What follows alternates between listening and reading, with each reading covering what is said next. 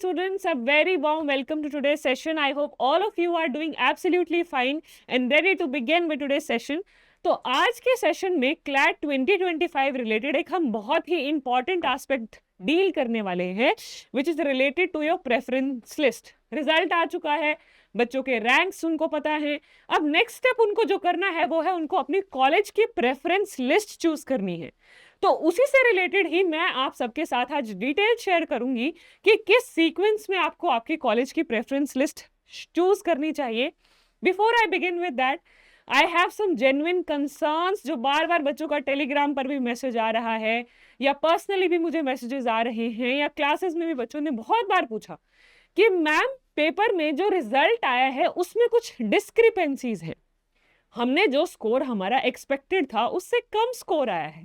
बेटा एक तो जो 4 क्वेश्चन डिलीट हुए हैं उससे भी डिफरेंस क्रिएट हुआ है.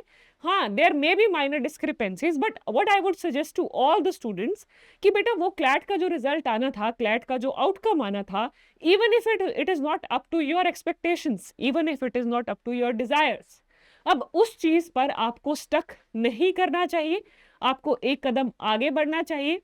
ऑफ कोर्स मैं कह सकती हूँ, मेरे लिए कहना बहुत आसान है क्योंकि मैंने पेपर नहीं दिया है, पेपर आप लोगों ने दिया है.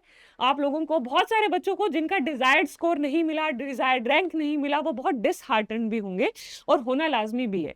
क्योंकि जब हम किसी चीज के लिए जी जान से मेहनत करते हैं और हमें वैसा आउटकम नहीं मिलता है तो हमें बहुत दुख भी होता है कि यार कहाँ एफर्ट में कमी रह गई. बट बेटा apart from your effort there are multiple factors also that come in to consideration.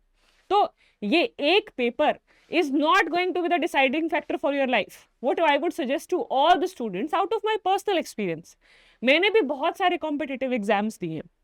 Specially अगर मैं बात करूं कोविड टाइम्स की, कोविड टाइम में जो मैंने एग्जाम दिए थे, कोविड से जस्ट पहले I had qualified mains for judicial service examination. उसके बाद I was just waiting for the interview call. But उस इंटरव्यू का प्रोसेस होने में कोविड की वजह से 1.5 साल लग गया. और वो 1.5 साल इतना स्ट्रेसिंग था, मुझे समझ में नहीं आ रहा था ऐसा क्यों हो रहा है. क्योंकि 1.5 साल में आप अपना मोटिवेशन लूज कर देते हो, आपको पता नहीं होता, बहुत एंग्जाइटी हो जाती है what is going to happen, बहुत ही वेगनेस, एम्बिग्विटी, श्योरिटी नहीं रहती किसी भी चीज की. आप ये नहीं डिसाइड कर पाते मैं लेफ्ट जाऊं या मैं राइट जाऊं. उस समय में मतलब मुझे ऐसा लगता है मैंने बहुत अच्छा डिसीजन लिया कि सिर्फ उस चीज में अटक के नहीं, हमें लेफ्ट राइट और भी ऑप्शंस एक्सप्लोर करने चाहिए. That will definitely help us in our future endeavours. उसी time I started pursuing my LLM. उसी टाइम मैंने यूजीसी नेट का पेपर भी दिया. तो एक ही चीज में अटके रहने की बजाय I pursued other options as well which help me to get to a stage where I am right now in my life. So I would suggest to all the students, many a times in our lifes जो हम चीजें Dzire करते हैं, जो हम हमारे लिए goal set करते हैं, हम अगर वहां तक उन तक नहीं भी पहुंच पाते हैं फॉर वट एवर रीजंस. और देखो अगर हमें सक्सेस मिल जाती है बहुत अच्छी चीज है, बट जब भी हम अपनी लाइफ में फेलियर्स या सेटबैक फील करते हैं, you won't believe what I am saying right now, but few years down the line you will feel it out of your own experience कि वो चीजें हमें जो वो होता है ना धक्के खा के अकल आती है, तो वो जो आप इन सेटबैक से, इन फेलियर से जो आप चीजें सीखते हो वो लाइफ टाइम आपको हेल्प करती हैं. They make you wise, they make you help quick decisions, they make you help more thoughtful decisions कि आप सोच समझ के डिसीजंस लेने की क्षमता आपकी बन जाती है. तो राइट नाउ जो भी बच्चे अपने रिजल्ट से, अपने रैंक से संतुष्ट नहीं है, उन सबको मैं एक ही बात कहना चाहती हूँ, बेटा डोंट बी डिसहार्टन. जिंदगी यही खत्म नहीं होती है. अभी तो आप लोग 12th क्लास में ही हो, अभी आपके सामने मल्टीपल अपॉर्चुनिटीज हैं. अभी आपको क्या करना है, थोड़ा एक हफ्ता जैज करो, थोड़ा रिलैक्स करो, प्रोसेस योर फीलिंग्स. और एक हफ्ते के बाद कोई भी एक टाइम लिमिट सेट कर लो. एक हफ्ते बाद, 10 दिन बाद, 5 दिन बाद बैठो और अपना एक पेज पर कहीं पर लिखो कि चलो मेरे लिए ये वर्कआउट नहीं किया तो what else can I do.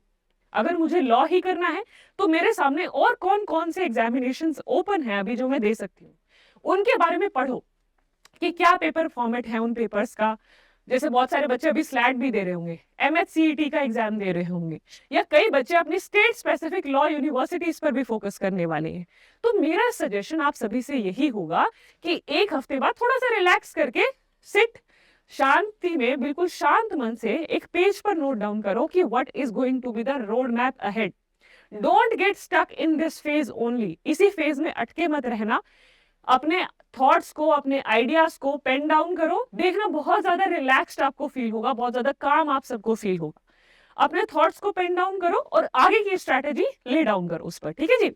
और अब हम बात करते हैं जिन बच्चों के अच्छे रैंक्स वो एक्सपेक्ट कर रहे हैं, अच्छे कॉलेजेस में एडमिशन एक्सपेक्ट कर रहे हैं, तो अगला सवाल उनके मन में आता है कि हमारी प्रेफरेंस क्या होनी चाहिए कॉलेज की। अब हम जो प्रेफरेंस बेटा आज मैं आप सभी के साथ शेयर करूंगी, ये मल्टीपल फैक्टर्स पर बेस्ड है। वो मल्टीपल फैक्टर्स क्या क्या हैं, अब हम वो देख लेते हैं। हाँ जी, so what are the factors that I have considered.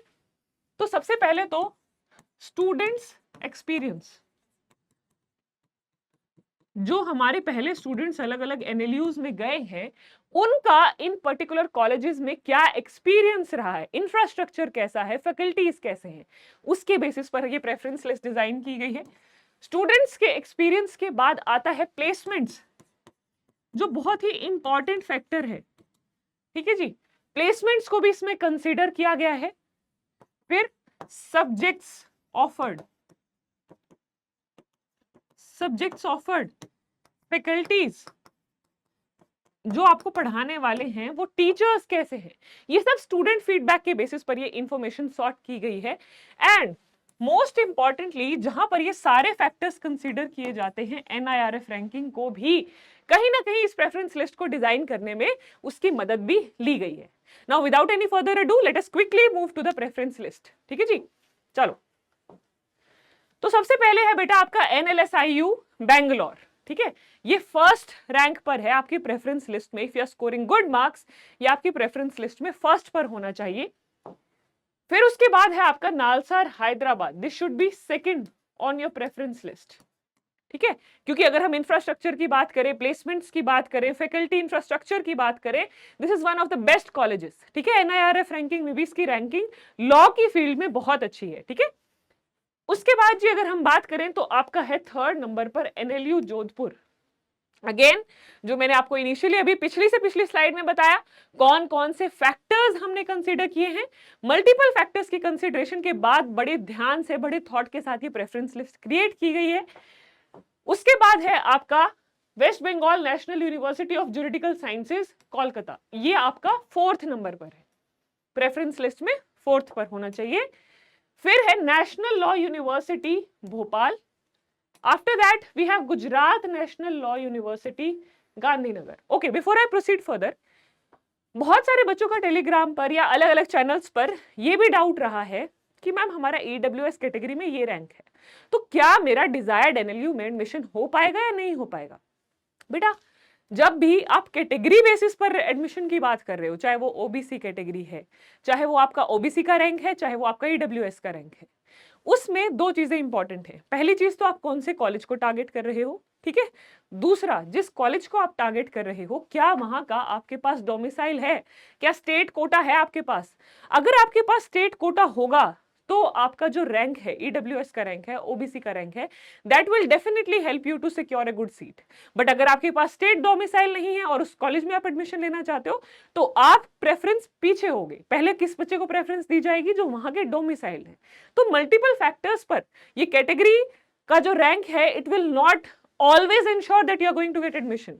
State domicile भी इसमें बहुत इंपॉर्टेंट रोल प्ले करता है, ठीक है जी।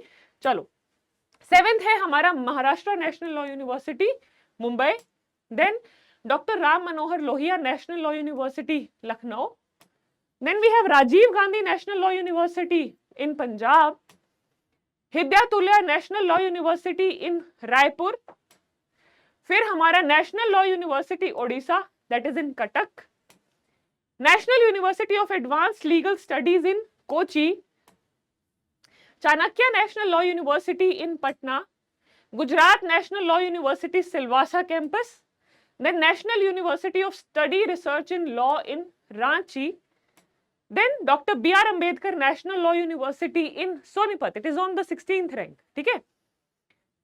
फिर है Dharmashastra national law university Jabalpur, Maharashtra national law school law university in Nagpur, उसके बाद जी है आपका Maharashtra national law university in Aurangabad, Himachal Pradesh national law university, देखो जी हिमाचल का कैंपस भी कितना अच्छा है, Shimla, Damodaram Sanjivayya national law university in Visakhapatnam, national law university judicial academy in Assam, फिर है Tamil Nadu national law university in Tiruchirappalli, national law university Tripura Agartala. तो ये जो आपके 24 NLUs हैं उनका सीक्वेंस आ गया। और लास्ट जो अभी हमारी रिसेंटली एडेड यूनिवर्सिटी है वो है doctor Rajendra Prasad national law university Prayagraj.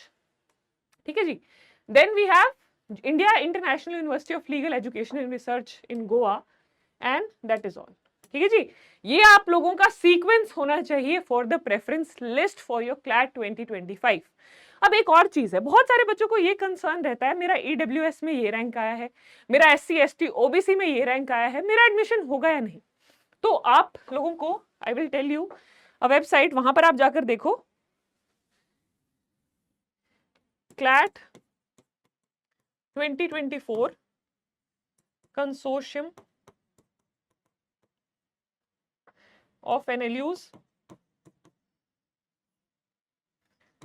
.ac.in। इसमें आपको देखना है क्लैट 2024 की जो 5th लिस्ट है, 5th यानी कि 5th काउंसलिंग की जो लिस्ट है वो आपको देखनी है। इससे आपको आइडिया हो जाएगा कॉलेज कौन से कॉलेज में किस कैटेगरी में कौन से रैंक तक लास्ट एडमिशन हुआ है। ठीक है, it will give you some sort of clarity. कहीं ना कहीं आपको आइडिया हो जाएगा लास्ट ईयर किन कॉलेज में कौन से रैंक तक एडमिशन हुआ है। It will give you ample clarity on this point. ठीक है जी। आई होप ये वीडियो सभी बच्चों को प्रेफरेंस लिस्ट फिल करने में जरूर मदद करेगी। क्या क्या फैक्टर्स आपको कंसीडर करने चाहिए ये भी आपके ध्यान में जरूर आएंगे। अब इसके अलावा किसी भी बच्चे के कोई डाउट हो, कुछ भी कंसर्न हो, बेटा feel free to ask in the comment section. So that is all about today session. Thank you everyone. I hope you all have a great day head. All the best to all my lovely students. Thank you.